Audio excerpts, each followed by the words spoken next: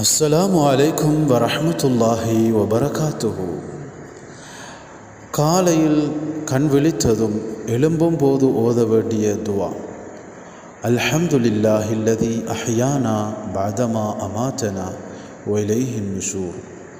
இந்த துவாவை ஓதும் பொழுது ஷைத்தான் இரவு அவருடைய பிறடியில் போட்ட 3 முடிச்சுக்களில் ஒரு முடிச்சு அவிழ்க்கப்படுகிறது. அவர் உது செய்யும் பொழுது 2வது முடிச்சு அவிழ்க்கப்படுகிறது.